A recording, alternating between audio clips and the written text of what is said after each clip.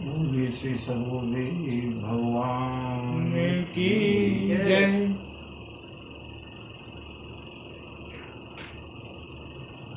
श्री गुरु चरण सरोज रज निज मन मुकुर सुधार। वरणहु रघुवर बिमल यश जो दायक फल बुद्धिहीन तनु जानिके सुमिरहु पवन कुमार। बल बुद्धि विद्या देहु मोहि हरहु कलेश विकार।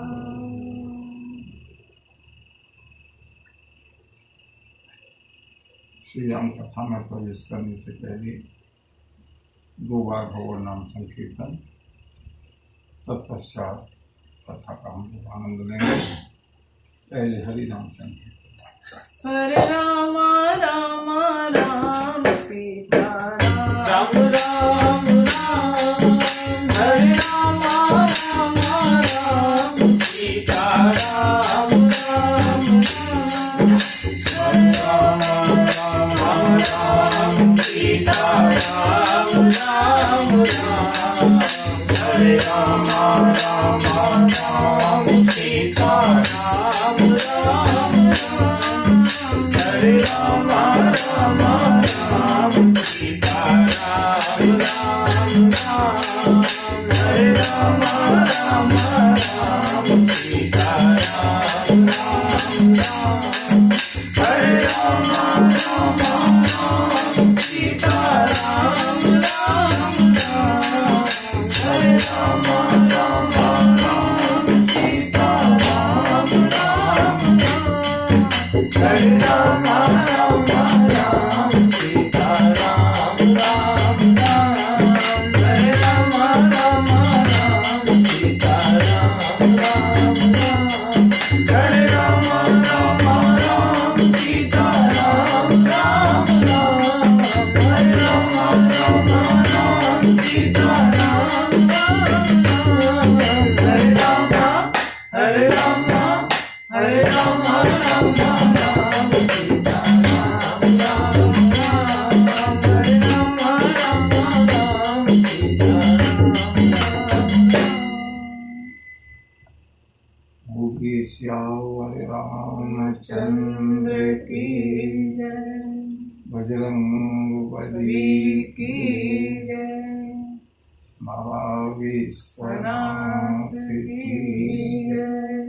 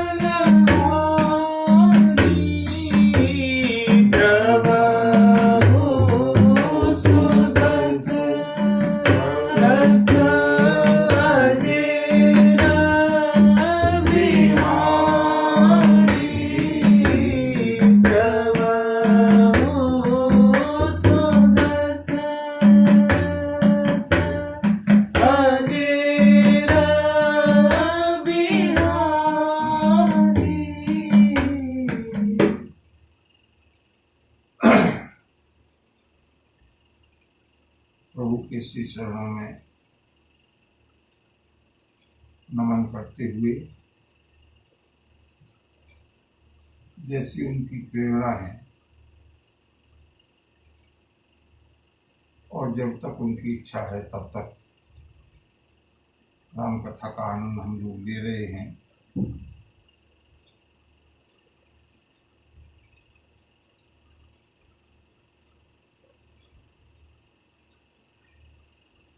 दशानन की सभा में बालीपुत्र अंगद पहुंच चुके हैं। रावण और बाली नंदन अंगद के बीच में कथोपकथन चल रहा है, वार्ता चल रही है। अंगद एक सौहार्द का वातावरण पैदा करके, लेकिन स्वाभिमान के साथ, किसी को ये भ्रम न हो कि श्री राम ने भय के कारण द्वारा दूत भेजा है, इसलिए पूरी निर्भीकता के साथ, साहस के साथ अंगद ने अपनी बात रखी है। लेकिन रावण अत्यंत अभिमानी है। बंधु, रावण में अनेक गुण हैं, इससे कोई अस्वीकार नहीं कर सकता।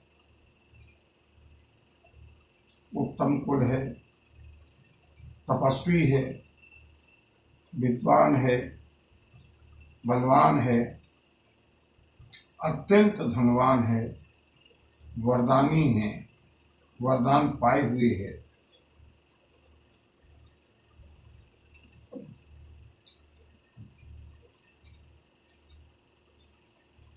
सारे विश्व का विजेता है, वेदों का मर्मज्ञ है, कर्मकांड का पंडित है। लेकिन रावण के अंदर अगर मूल रूप से देखा जाए, हालांकि हमें इतना देखने का न तो अधिकार है और न इतनी सामर्थ्य है कि हम उसकी मीमांसा कर सकें, लेकिन मोटे तौर पर कमियां सब में होती ही हैं। इसलिए छोटी मोटी दुर्बलताओं को अगर छोड़ा जाए,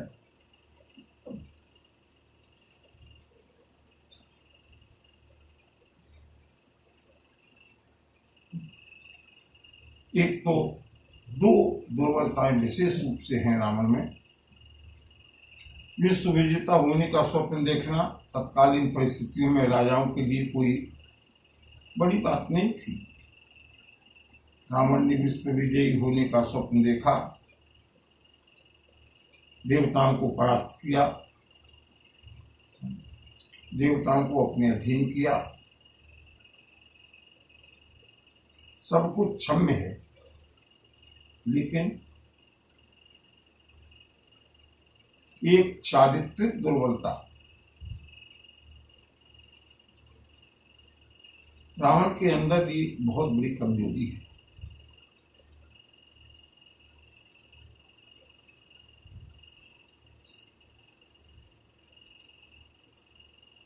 और बंधु,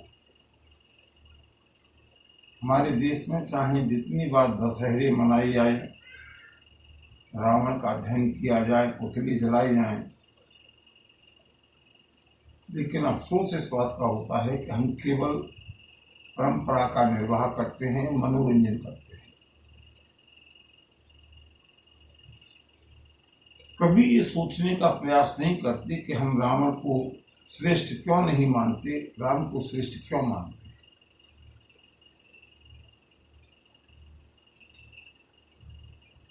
राम और रावण की अगर तुलना की जाए, राम सर्वगुण संपन्न है। दूसरों को सम्मान देना, अत्यंत विनम्र होना, माता पिता गुरु ज्येष्ठ श्रेष्ठों की सेवा करना, सम्मान करना, आशीर्वाद लेना,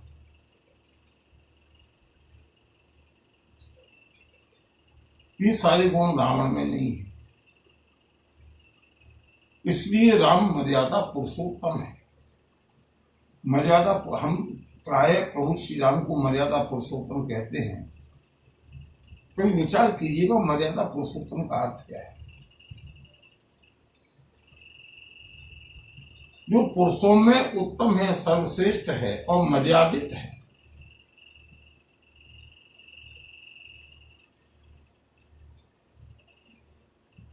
ऐसा व्यक्तित्व विश्व में श्री राम के अलावा न कोई हुआ, न है और न होने वाला है।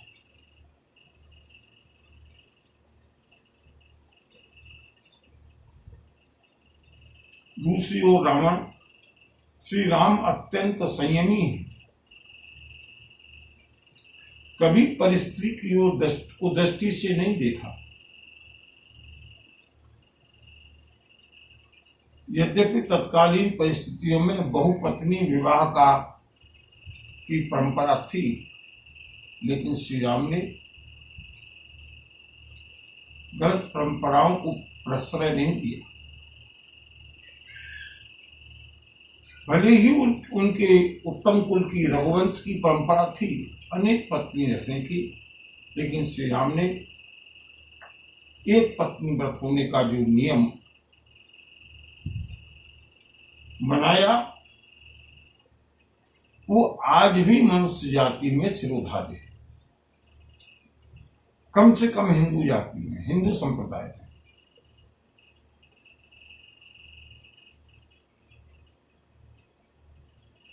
दूसरों की कमियों को छोड़ करके उसके श्रेष्ठ गुणों को ग्रहण करना, ये श्री राम की विशेषता है। दूसरी ओर रावण, मैंने अभी गिनाई, रावण की भी विशेषताएं गिनाई। बंधुओं, मैं राम कथा कह रहा हूं, यहाँ कोई राजनीति का विषय नहीं है। हमें एनालिसिस करनी है राम कथा के माध्यम से। हमारे श्री राम की विशेषता ये थी कि जहां भी अच्छी चीज दिख जाए उसको स्वीकार कर लेना चाहिए। यहां तक कि रावण से भी उन्होंने शिक्षा लेने का प्रयास किया। कथा सभी ने सुनी है, आगे आएगी।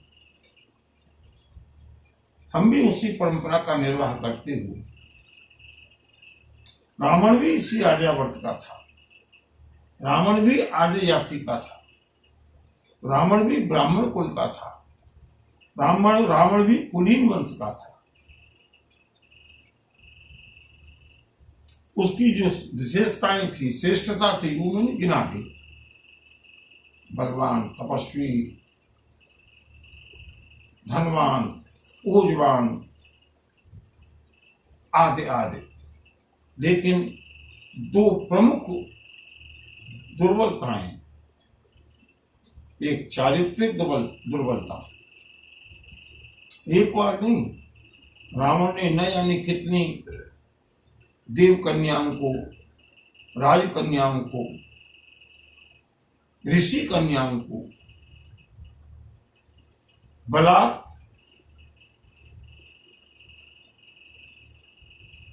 अपनी वासना पूर्ति का साधन बनाया है।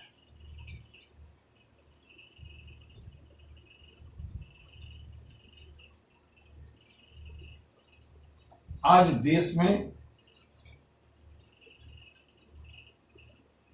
जो एक अत्यंत दुर्बलता, अत्यंत सामाजिक दोष के रूप में प्रचलित हो रहा है, बलात्कार, रेप, मर्डर, जितनी दवाएं की जा रही हैं, जितना अंकुश लगाया जा रहा है, जितनी दंड विधान को सख्त किया जा रहा है, 4 लोग एक बार में फांसी पर चढ़ाए जा रहे हैं, उसके बावजूद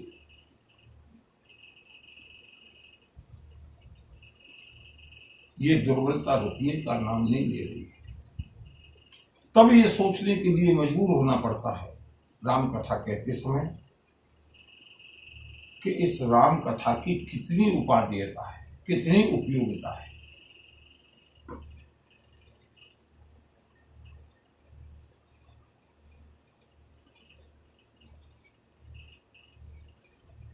और बंधुओं में विज्ञापन की दृष्टि से नहीं, मैंने न अब तक कभी सोचा है, न कभी कहा है, लेकिन विनम्र अनुरोध है कि विशेष करके आज की कथा को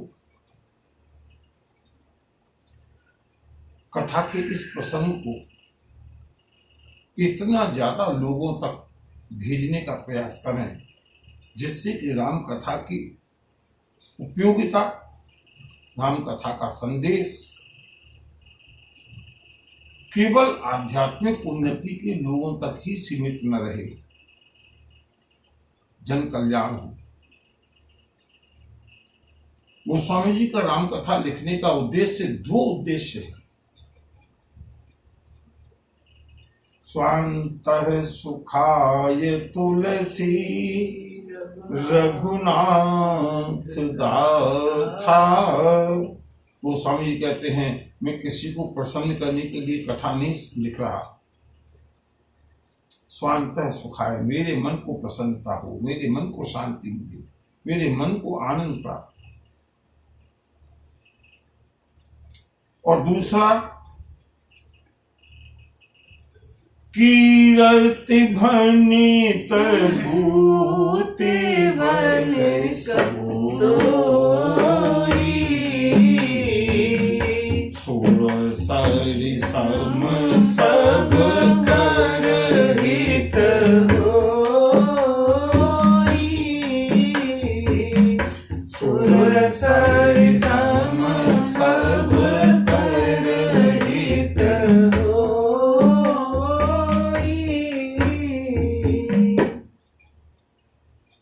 वो हम राम नहीं हैं, हम समाज को पूरी को नहीं सुधार सकते, लेकिन अगर राम कथा के माध्यम से कुछ लोगों की विकृत मानसिकता अगर सुधर सके तो इस राम कथा की बहुत बड़ी उपयोगिता हो। केवल और केवल इसीलिए आज मैं इतनी बात इसलिए कह रहा हूं कि दूरदर्शन का कोई सा भी चैनल खोलो, केवल विकृत समाचार, वही समाचार। मैंने चिंतन किया, मनन किया, आखिर इनका सॉल्यूशन क्या है।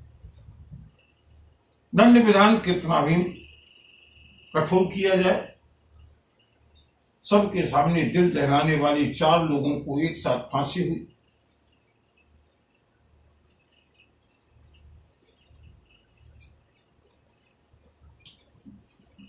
शासन के स्तर पर दंड विधान को कठोर से कठोरतर करने का प्रयास किया जाता रहा है, लेकिन फिर भी एक घटना होती है, उसके बाद दूसरी, उसके बाद तीसरी, ऐसा एक धारावाहिक सा चल पड़ता है।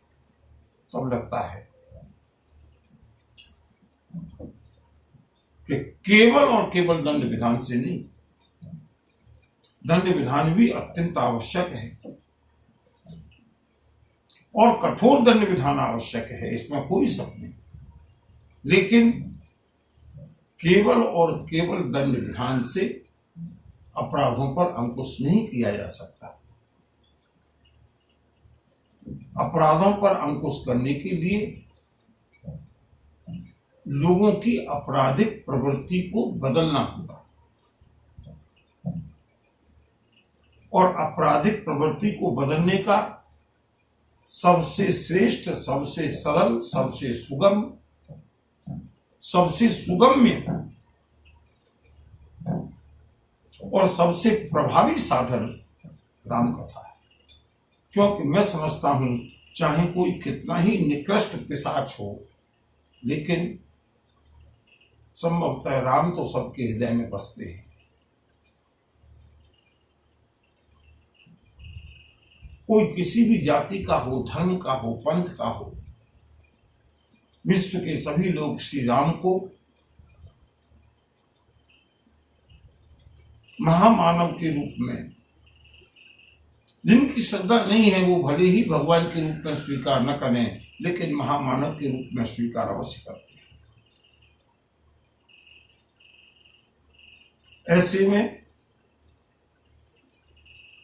जो लोग आध्यात्मिक हैं, उनको इस कथा में आध्यात्मिक उन्नति का साधन करने का मार्ग अपने आप मिलेगा, प्रभु के निकट पहुंचने का मार्ग अपने आप मिलेगा प्रभु कृपा से। लेकिन जो साधारण और विकृत मानसिकता के लोग हैं उनको भी निश्चित रूप से इसको सुनने के बाद कुछ न कुछ तो लाभ मिलना ही चाहिए। दूसरा, रावण की सबसे बड़ी कमजोरी अहंकार, अभिमान। राम जितना निरभिमानी है,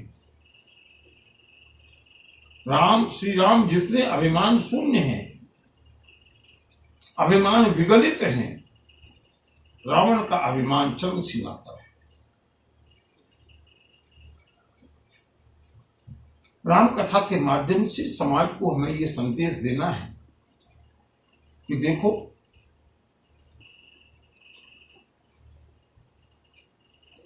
सहस बाहु 10 बदन आदिनप, बचे न काल बलीते। हम करे धन धाम समारे, अंत चले उठरीते। मन पछितै अवसर बीते। किस चीज का अभिमान?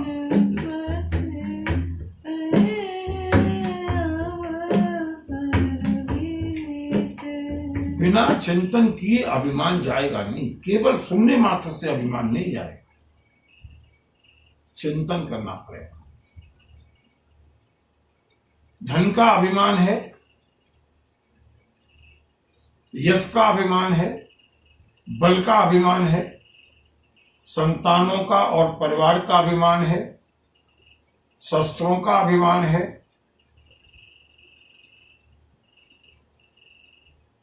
बंधुओं, ये सारे अभिमान केवल और केवल तब तक है। मैं एक दो दिन पहले भी कहा था, जब तक हमारी ये एक श्वास चल रही है। जिस क्षण ये श्वास जाएगी, ये सारी की सारी चीजें बालू की तरह बिखर जाएंगी। और इसको हम प्रतिदिन देख रहे हैं। आज मैंने एक मैसेज पढ़ा, उसका मैंने बहुत देर तक चिंतन किया।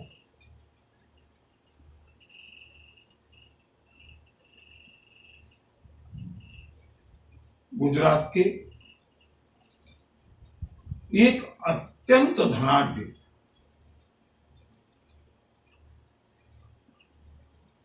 जिनकी हीरा के कटिंग का बहुत बड़ा व्यवसाय था, फैक्ट्री थी,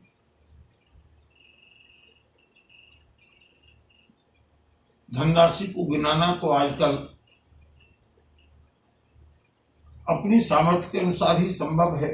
हम करोड़पति कह सकते हैं, अरबपति कह सकते हैं, लेकिन कितना धन है आजकल बताने की आवश्यकता नहीं। अत्यंत धनाढ्य, अत्यंत धन संपन्न। मैंने जो वीडियो देखा उसके अनुसार बता रहा, और बंधुओं वो वीडियो वास्तव में देखने लायक है। अपने ऑफिस में बैठे हुए इतने धन संपन्न उन महानुभाव, ये सभी के लिए संभव है, किसी के लिए भी संभव है। उन महानुभाव को मैंने देखा, मुश्किल से 2 मिनट की वीडियो है। अपने अच्छे से अपने कंफर्टेबल चेयर पर बैठ करके ऑफिस का काम करते हुए तक देखा, और पलक झपकते ही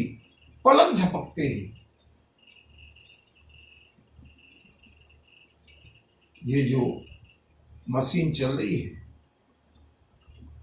ये सिस्टम फेल हुआ, और देखते ही देखते वो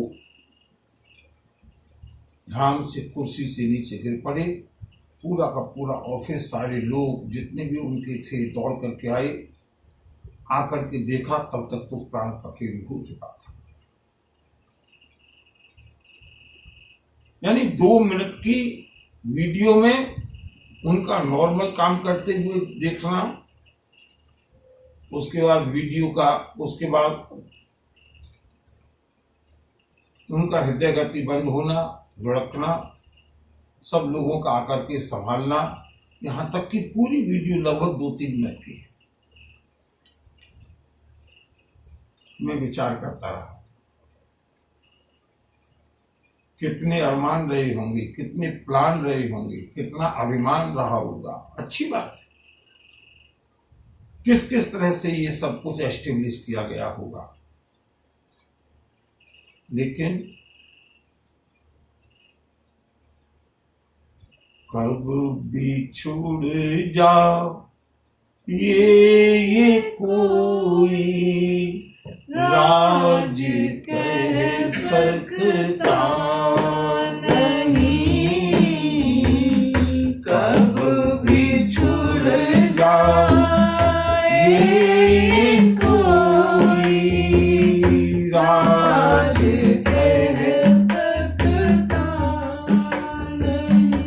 दो प्रमुख दुर्बलताएं हैं दशानन के अंदर, और बंधु वही 2 प्रमुख दुर्बलताएं आज समाज के अंदर दीमक की तरह लगी हुई है। इस आत्यंतिक अर्थवाद ने आत्यंतिक अनर्थवाद को जन्म दिया है।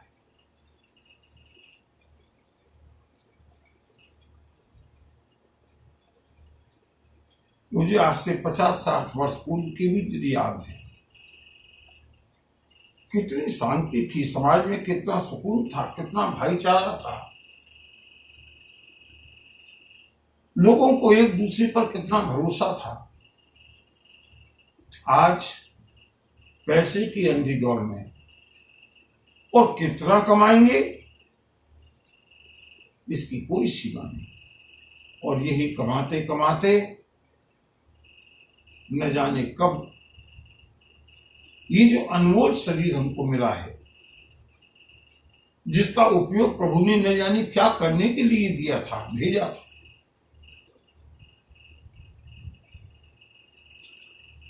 बंधुओं समय का बड़ा महत्व है, अत्यंत महत्व है। सबसे पहले जब तक हम समय का महत्व नहीं समझेंगे, हम कहते हैं लेकिन हम भी भूल जाते हैं। अरे क्या होता है, 10 मिनट और अनर्गल चर्चाएं कर लें, 1 घंटा और व्यर्थ की बातें कर लें, 10-5 मिनट में क्या बिगड़ता है, क्योंकि हमने समय का मूल्य नहीं समझा। समय का मूल्य बंधुओं अगर समझना है ना,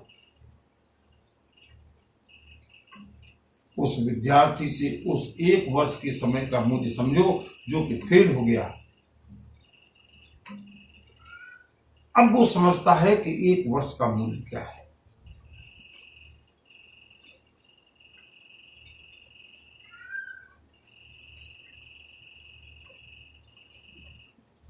अगर समय का मूल्य कम समय का मूल्य समझना है ना, 1 वर्ष तो बहुत हो गई। 1 मिनट का कितना मूल्य है ये उस पैसेंजर से पूछो जो कि अपना सारा सामान लादे हुए स्टेशन पर आया है, घड़ी देखते हुए, अभी तो समय हो रहा है, 2 मिनट बाकी हैं, 1 मिनट बाकी है, कहीं जाम में फंसा, 1 मिनट केवल विलंब हुआ, सारा साजो सामान लेकर के फैमिली के साथ स्टेशन पर आया, आते आते ट्रेन छूट गई, क्योंकि ट्रेन राइट टाइम थी और वो 1 मिनट लेट हो गया। उसकी फ्लाइट छूट गई, वो केवल 1 मिनट लेट हुआ। 1 मिनट की कीमत उस समय समझ में आती है कि समय का कितना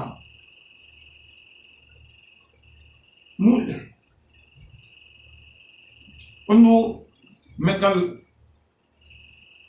कल या परसों किसी एक दिन, देखने का शौक नहीं है लेकिन अचानक बैठा था, करोड़पति को देखने के लिए, करोड़पति जो सीरियल आता है, मुश्किल से मैंने 5 मिनट देखा, लेकिन मुझे उसमें से एक बहुत बड़ी शिक्षा मिली। समय का क्या मूल्य है, ये अगर हमको समझना है, हम कुछ भी देखें, कुछ भी करें, कोई अंतर नहीं पड़ता, लेकिन हम वहां से क्या चीज ग्रस्त करते हैं। सेकंड को, मिनट को जाने दें, एक माइक्रो सेकंड का क्या महत्व है, ये उन पार्टिसिपेंट से पूछिएगा। किसी ने 3 सेकंड में उत्तर दिया, किसी ने 2.75 सेकंड में उत्तर दिया। 2.75 सेकंड वाला आगे बढ़ गया, केवल 0.25 सेकंड के पीछे एक प्रतिभागी पीछे रहे। वो सोचता है काश कि मैंने समय का और जल्दी सदुपयोग कर लिया होता, केवल माइक्रो सेकंड। इतना कीमती समय, और हम किस तरह से दुरुपयोग कर रहे हैं, और दुरुपयोग करते करते ही हमारी कब जाने जीवन की शाम हो जाए। ये संदेश आज की कथा के माध्यम से मेरा अनुरोध है, जितना प्रसारित हो सके केवल इस संदेश को।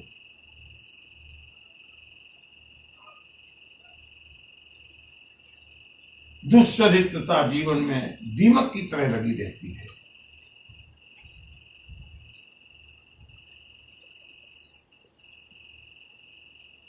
पाने की हवस, धन की हवस, और धन मिलने के बाद अहंकार, इन्हीं चीजों का हम पुतला जलाते हैं हर वर्ष रावण का। और लगता यह है कि पुतला भले ही रावण का जलाते हैं, लेकिन पूजा सब हम रावण की ही कर रहे हैं, क्योंकि उसी के पग चिन्हों पर चल रही है।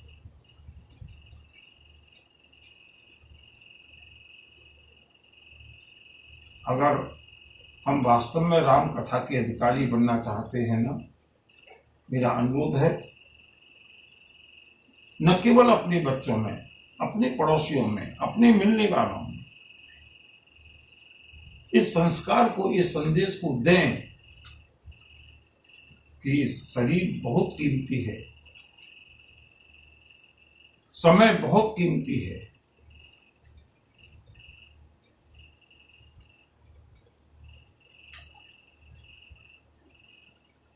इसका सदुपयोग करें, समाज को विकृत होने से बचाएं, समाज को दुश्चरित्रता से बचाएं, तभी हम वास्तव में रावण के ऊपर विजय पाने की और रावण का पुतला जलाने की हकदार होंगे।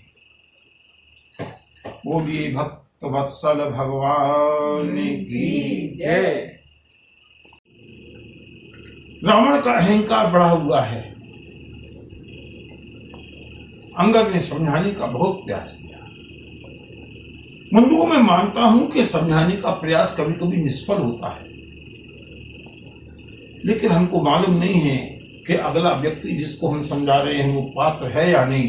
कभी कभी रत्नाकर डाकू भी वाल्मीकि बन जाते हैं, अंगुलीमाल भी बौद्ध भिक्षु बन जाता है। हम अपना प्रयास करें, समाज कितना सुधरेगा ये प्रभु की इच्छा के ऊपर छोड़। भगवान द्वारकाधीश जानते थे कि दुर्योधन सुधरने वाला नहीं है, लेकिन फिर भी दुर्योधन की सभा में गए, शांति का प्रस्ताव लेकर के समझाने का पूरा प्रयास किया। अंततः महाभारत हुआ। श्री राम ने बजरंगबली को भेजा,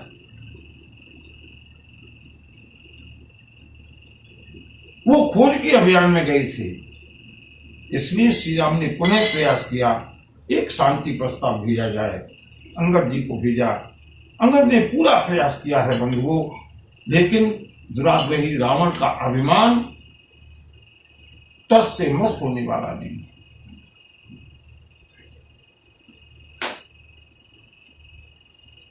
चलते हैं अंगद और रावण के बीच का जो कथोपकथन है उसका आनंद लेते हुए। वैसे मैं छोड़ भी सकता था, लेकिन अंगद का चरित्र है, इसलिए मैं छोड़ना नहीं चाहता। आगे कथा को थोड़ा संकुचित करेंगे, जहां युद्ध और मारकाट होगी।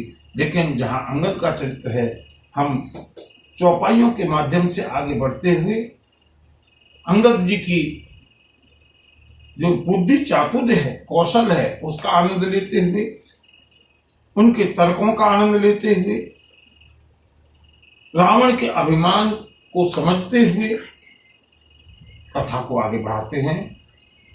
बोलिए सियावर रामचंद्र की जय। रावण कहता है, अरे अंगद, तुमरे कटक माज सुनो अंगद, मोसन धीरी कवन जोधावद, तब प्रभु नारी विरह मनहीना, अनुजता सुदुख दुखी मलीना। अंगद बताओ, तुम्हारी पूरी सेना में ऐसा कौन सा योद्धा है जो मुझसे युद्ध कर सकता है? सबसे पहले तुम्हारे स्वामी को लें। तुम्हारा जो स्वामी है, तेरा जो मालिक है, वो तो वैसे ही बलहीन है। इसीलिए उसके पिता ने उसको घर से निकाला दिया है। ये रावण का इंटरप्रिटेशन है। श्री राम को वनवास क्यों दिया है? क्योंकि राम किसी योग्य नहीं है। समझ अपनी अपनी है। रावण कहता है, तुम्हारा स्वामी पत्नी के विरह में वैसे ही दुर्बल हो रहा है, और उसके दुख के कारण उसका जो छोटा भाई लक्ष्मण है, वो अत्यंत दुखी और उदास है। ऐसा दुखी और असहाय व्यक्ति कभी मुझसे युद्ध नहीं कर सकता। तुम्हारे और योद्धाओं को गिराऊं? तुम सुग्रीव कुल द्रुम दो, अनुज हमार भीर अति सो, जामवंत मंत्री अति बूढ़ा, सो की होए अब परारूढ़ा। सुनो,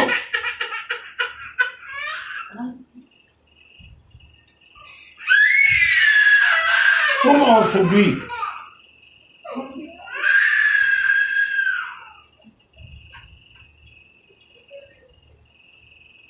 दोनों नदी के तट के वृक्ष के समान।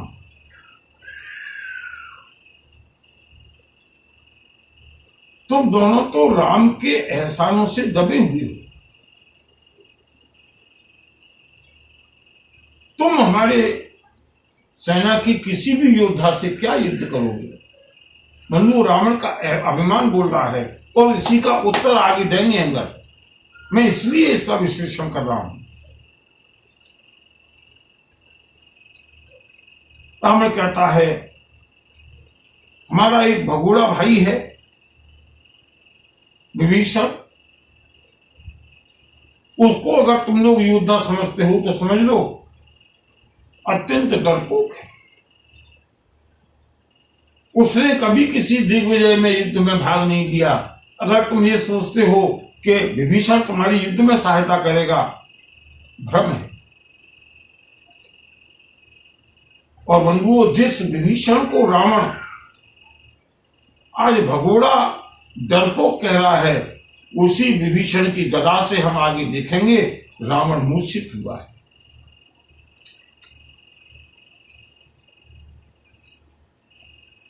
रावण कहता है, हां, जामवंत किसी समय का बलवान रहा, लेकिन वो केवल सलाह देने लायक रह गया है। अत्यंत बूढ़ा है, वो भला लड़ाई में क्या लड़ सकता है? जितने नाम सुने थे रावण ने, एक एक करके सबको कमजोर सिद्ध करने का प्रयास किया। और सुनो अंगद, 2 बानर और हैं तुम्हारे यहाँ के सेनापति, शिल्पी कर्म जानहि नल नीला है कपीक महाबलशीला आवा प्रथम नगर जे जारा सुनत बचन कह बाल कुमारा। बंधु, रावण का तर्क और उसके ऊपर अंगद का प्रहार, ये देखने लायक कथोपकथन है, इसलिए मैं विस्तार से इसको सुना रहा हूं, आनंददायक है। रावण कहता है 2 सेनापति मैंने सुने हैं तुम्हारे यहां, नल और नील। वो सेनापति नहीं है, वो अच्छे इंजीनियर हैं, अच्छी शिल्पकार हैं, यहां तो ठीक है, लेकिन वे युद्ध कर सकेंगे इस भ्रम में मत रहना। और बंधुओं, आगे चल के हम देखेंगे इन्हीं नल और नील ने रावण के ऊपर चढ़कर के रावण के मस्तकों को विदीर्ण किया है। लेकिन आप जरा पूरे लंका की बात जाने दीजिएगा, पूरे लंका में हनुमान जी का कितना आतंक रहा होगा, इस बात की कल्पना इस बात से की जा सकती है कि रावण के मन में भी अभी हनुमान जी का आतंक है। रावण अभी भी भयभीत है तो हनुमान के नाम से भयभीत है।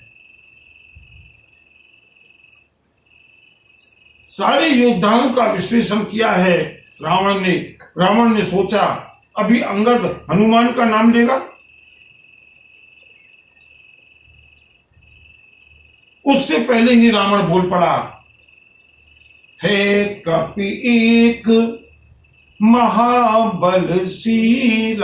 हाँ, एक बानर तुम्हारी पूरी सेना में केवल एक बानर महाबलशीला, महान बलवान है, और मुझे लगता है कि उसी के बल के भरोसे राम मुझसे युद्ध लड़ना चाहता है। अंगद ने कहा, दशानन, किस बानर की बात कर रहे हो? तुमको कैसे मालूम कि हमारी सेना का एक बानर बहुत बलवान है? रावण ने कहा, हाँ, मैंने उसका बल देखा है। आबा प्रथम नगर जी जारा, एक बानर अत्यंत बलवान है जो पहले आया था तुमसे,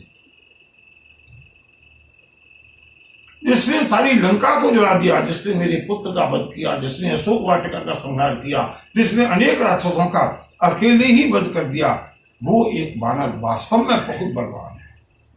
रावण ने सराहना की है। और बंधुओं, क्या बताऊं, आज शनिवार का दिन है, एक बार प्रेम से बोलेंगे बजरंग बली की जय। बंधुओं, ये बजरंग बली हैं जिनकी सराहना रावण ने राम की भी सराहना नहीं की, बल्कि राम तो कमजोर हैं, तपस्वी हैं, स्त्री के विरह में दुखी हैं। रावण श्री राम को भी बलवान नहीं मानता, लेकिन विश्व विजयी, त्रिलोक विजयी, देव विजयी रावण भी हनुमान जी के बल की बार बार सराहना करता है। हे कपि एक महाबलशीला, आवा प्रथम नगर जेहि जारा।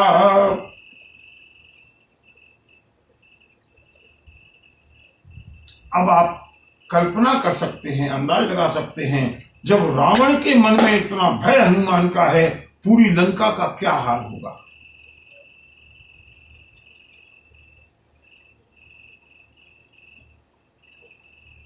और बंधुओं, एक बार नहीं, रावण ने युद्ध में भी हनुमान जी के बल की सराहना की। जिस समय हनुमान जी ने अपने मुष्टिका के प्रहार से, मैंने पहले भी एक बार कथा में बताया था, आगे प्रसंग आएगा तो फिर सुनाऊंगा बजरंगबली के उस पौरुष को, उस पराक्रम को। एक घूंसा में जिस समय हनुमान जी ने रावण को मूर्छित कर दिया, रथ के नीचे गिरा दिया। मूर्छा से जगने पर रावण कपि बल विपुल सराहन लागा। रावण मन ही मन सराहना करता है, बाहरी बानर जिन भुजाओं से मैंने कैलाश पर्वत को उठाया था, वो मेरे घूंसे का प्रहार तुम सहन कर गए और तुम्हारे एक वज्र मुष्टिका से तुमने इस दशानन को धराशायी कर दिया। तुम्हारे बल को, तुम्हारे पराक्रम को मैं सराहता। सारी लंका की सभा सुन रही है। हमारे महाराज ने सबको कमजोर सिद्ध कर दिया, लेकिन एक बानर का बल तो महाराज भी स्वीकार कर रहे हैं। और बंधुओं, इसी समय अंगद को एक अवसर मिला सारी सभा का मनोबल गिराने के लिए। अंगद ने कहा, क्या कहा? लंकेश, सत्य वचन कहू निश्चर नाहा। राक्षसेंद्र, दानवेंद्र, सत्य बताओ, साच हुकीन की सपुरदाहा। क्या वास्तव में उस बानर ने लंका को जला दिया? रावण नगर अल्प कपिदाई, सुने अस बचन सत्य को कही। लंकेश, रावण के दुर्ग को, रावण की नगर को, रावण की लंका को, जो कि पूरी तरह सुरक्षित और संरक्षित है, उस लंका को राम की सेना के एक अत्यंत छोटे बानर ने जला दिया। इस बात को सुनकर कि कौन विश्वास करेगा? जैसे ही लंका वासियों ने सुना, सबने सुख की उस भाषा को भी सुना था जब सुख ने कहा था,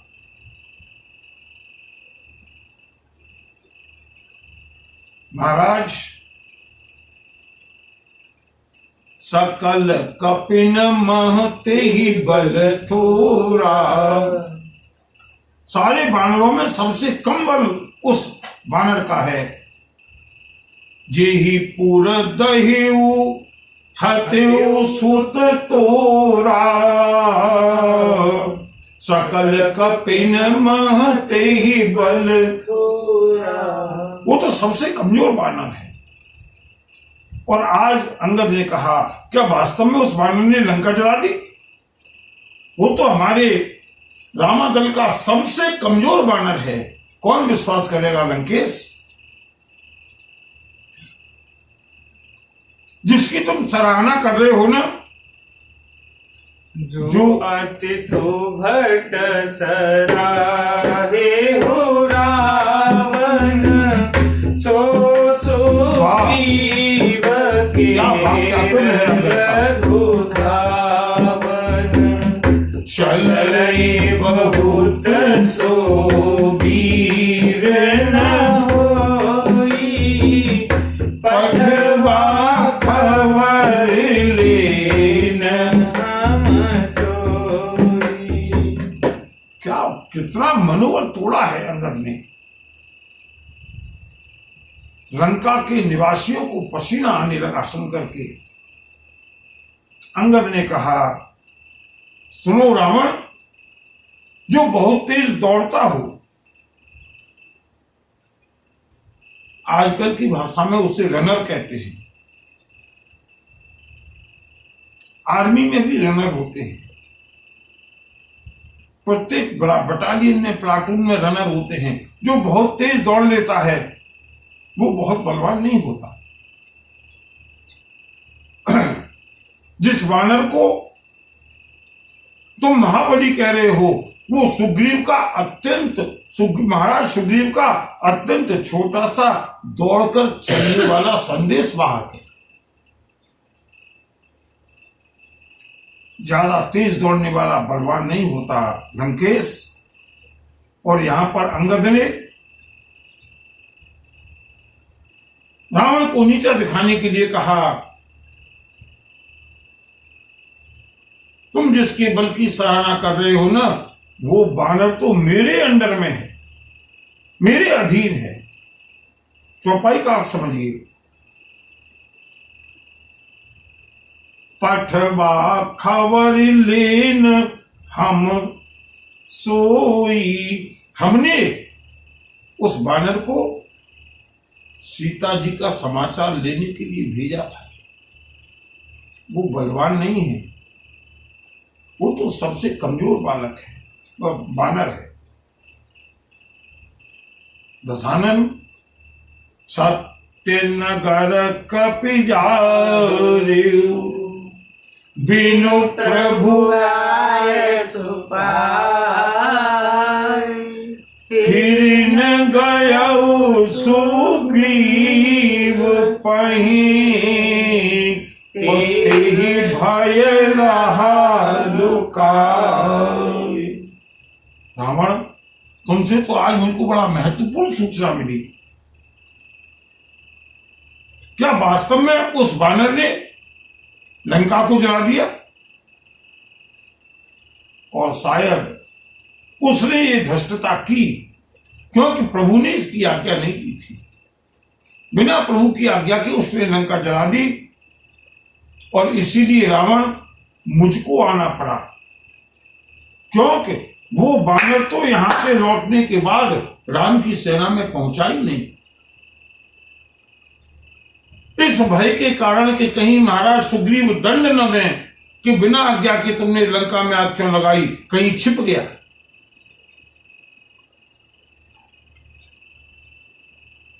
राक्षसों की सांस ऊपर की ऊपर, नीचे की नीचे, सबसे कमजोर बानर जो भगोड़ा हो गया, उसने लंका की नाक में दम कर दिया। ये मालिक बैठा है, ये क्या करेगा? और बंधु अंगद तो जो पराक्रम दिखाएंगे ना, सब जानते हैं अंगद ने क्या पराक्रम दिखाया है। अंगद ने रावण का मनोबल तोड़ने के लिए ये कहा। अंगद ने कहा, दशानन तुम सत्य कहते हो, सत्य कहा ही दस कंठ सब, मोहिन सुन कछु को न हमारे कटक रस, तो सन लरत जो सो। हे दशग्रीव, तुमने सत्य कहा, तुम वास्तव में बहुत विद्वान हो। तुम सोच रहे होगे कि तुम्हारे इन तर्कों को सुनकर के मुझे क्रोध आएगा, लेकिन नहीं। आज मुझको मालूम पड़ा कि तुम कितने बुद्धिमान हो। तुमने हमारे सेना के बलाबल की बिल्कुल सही था पाई है। रावण, हमारी सेना में एक भी बानर ऐसा नहीं है जो तुमसे लड़ते हुए शोभा पाए, क्योंकि प्रीति विरोध समान सन, करिय नीति यस आहि, जो मृग पति बद में रुकने, भल की कही को ताहे। ओहो, आप जरा अंगद के शब्दों को सुनिएगा। ऐसा लग रहा है जैसे रावण के अंदर बाण घुसते जा रहे हैं। क्यों? अगर ये अकेले में वार्ता होती रावण सहन कर लेता, लेकिन ये पब्लिक इंसल्ट है रावण की, सारी सभा के बीच में। अंगद ने कहा, रावण, प्रेम और विरोध बराबर वाले से होना चाहिए, नीति ऐसा कहती है। और बंधुओं, जो लोग रावण को कोट करते हैं ना जगह जगह, मेरा अनुरोध है, अगर कोट करना है, अगर नीति के वाक्य छांटने हैं तो अंगद की बातों में छांटिएगा, यहां से संदेश ग्रहण कीजिएगा। प्रीत और विरोध, प्रेम और विरोध बराबर वालों के साथ करना चाहिए, ये नीति कहती है। अंगद कहते हैं अगर कोई शेर मेढकों का वध करे, किनका? मेढकों का, कोई उसको बलवान कहेगा क्या? कोई उसको अच्छा कहेगा? शेर होकर के मेढकों को मार रहा है। रावण हमारी सेना का एक एक वीर, एक एक बानर शेर है, और तुम्हारी पूरी सेना मेढकों के समान है। हमारा एक छोटा सा बानर आकर के अपने मेढकों को मार करके चला गया। जब उनके स्वामी महाराज सुग्रीव आएंगे, जामवंत नल नील द्विविध मयंद ऐसे ऐसे सेनापति जब आएंगे, रावण तुम्हारी लंका तो हवा में उड़ती हुई दिखाई देगी। यद्यपि लघुता राम कम, तो ही बधे बड़ तदपि कठिन दस कंठ सुनो, छत्र जाति कर रोस। हे दसकंठ, हे दशानन, यद्यपि श्री राम अगर तेरा वध करेंगे तो इसमें श्री राम की प्रभुता नहीं है, इसमें तो श्री राम की लघुता है।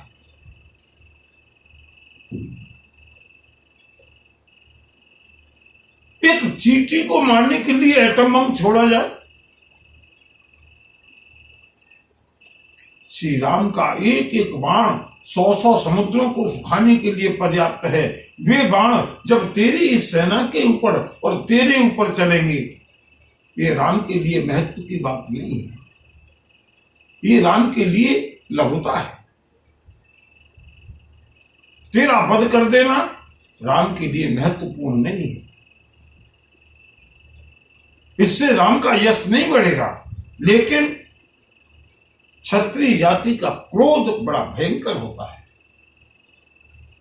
इसलिए श्री राम के बाणों से संभल कर रहना। दशानन, वक्र उक्ति धन वचन सर, हृदय दहेहु रिपु कीस, प्रत्युत्तर सड़सी न मनहु, काढ़त भट दस शीस। अपने व्यंग्यपूर्ण वचनों के बाणों से अंगद ने बिना कोई अस्त्र शस्त्र चलाए हुए रावण को धराशायी कर दिया, रावण को जला दिया। रावण के हृदय में घाव हो गए, रावण के हृदय में एक एक अंगद का वाक्य बाण की तरह घुसता जा रहा है, और उसको निकालने का रावण के पास एक ही उपाय है, उसका उल्टा सीधा कोई न कोई जवाब दे, जिससे कि इस सभा के सामने रावण का अपमान न हो। रावण ने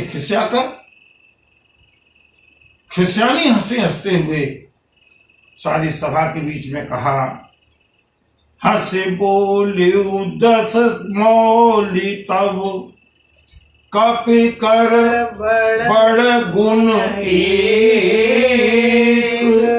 जो प्रतिपालयता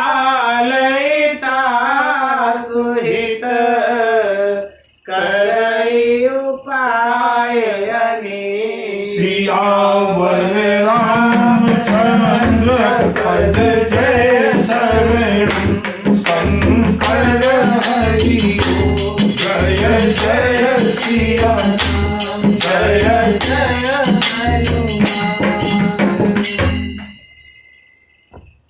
रावण खिसिया गया। और बंधुओं, जब कोई खिसियानी हुई हंसता है ना, वो अलग दिखाई देता है। रावण ने हंस करके कहा, क्योंकि रावण के पास अंगद के इन तर्कों का कोई उत्तर नहीं। रावण हंसकर बोला, अंगद, एक बात तो हम जानते हैं, बंदर में एक बहुत बड़ा गुण होता है। क्या? बोले, जो उस बंदर को पालता है ना, वो बंदर उसको प्रसन्न करने के लिए अनेक प्रकार की कलाबाजियां खाता है, अपनी मदारी को खुश करने के लिए, क्योंकि मदारी उसको खाना देता है, उसको पालता है।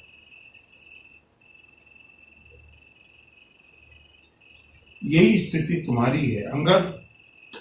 तुम जैसे बानरों को उस राम ने पाल रखा है ना, इसलिए उल्टी सीधी बातें कर करके अपने स्वामी को प्रसन्न करने के लिए तुम यहां कलाबाजियां दिखा रहे हो।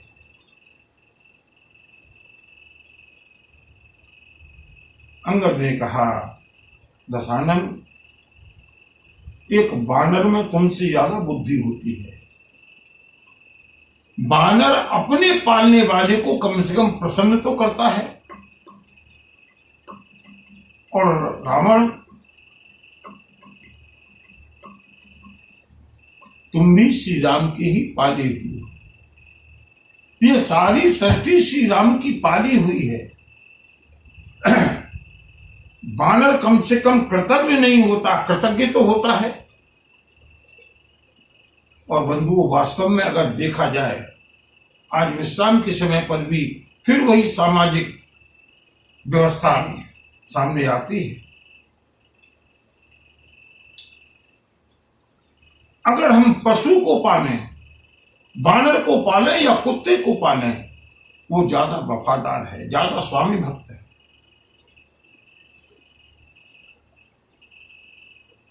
एक कुत्ते को अगर हम रोटी दे करके दरवाजे पर अभ्यास कर लेते हैं उसके आने का, या अगर उसको हम पाल लेते हैं, बंधुओं, एक कुत्ता अपने स्वामी की रक्षा के लिए प्राणों की बाजी दे करके भी स्वामी के ऊपर आंच आने नहीं देता। लेकिन आज का मनुष्य पशुओं से भी गिरा हुआ हो गया। कितना दगाबाज, कितना धोखेबाज, जो खिलाते हैं उसी थाली में छेद करते हैं, केवल थोड़े से लोभ के लिए। पशु ऐसा नहीं करते। आजकल अगर किसी को कुत्ता कह दिया जाए ना, तो बंधुओं, कुत्ता भी क्या सोचता होगा कि क्यों मेरा अपमान कर रहे हो, मैं तो बहुत बड़ा स्वामी भक्त हूं। तुम मनुष्य को, आजकल के मनुष्य को, नराधम मनुष्यों को मेरी उपमा दे करके मेरा भी अपमान कर रहे हो। पशुओं से भी गिर गए हैं हम। और बंधुओं, इस गिरी हुई अवस्था से उठने का एक ही उपाय है, श्री राम कथा। उसी राम कथा के माध्यम से हम आगे देखते हैं अंगद और रावण के प्रसंग को। जैसी प्रभु इच्छा, जैसी प्रभु प्रेरणा, जितना समय प्रभु जब जब देंगे। बंधु, कभी कभी व्यस्तता हो जाती है, जिसके कारण केवल अवकाश का अगर मैसेज पहुंच जाए, मेरा अनुरोध है उसको कोई व्यवस्था समझ करके स्वीकार कर लिया करें। क्योंकि मुझे कष्ट होता है जब बहुत बहुत लोगों के फोन आते हैं, स्वास्थ्य ठीक है बंधु, मेरा स्वास्थ्य पूरी तरह ठीक है, सब कुछ है, लेकिन कभी कभी सामाजिक पारिवारिक व्यस्तताएं हो जाती हैं, जिसके कारण अगर व्यस्तता शब्द आ गया, समझ लीजिएगा प्रभु इच्छा नहीं है बस। वरना पूरा प्रयास प्रभु की ओर से होता है कि इस कथा की निरंतरता बनी रहे। और इन्हीं शब्दों के साथ कल प्रभु प्रेरणा से, प्रभु इच्छा से कथा आगे बढ़ती है। कितनी बढ़ती है इसका दर्शन हम कल करेंगे। बोलिए भक्त वत्सल भगवान की जय। नमः पार्वती पतये, हर हर महादेव।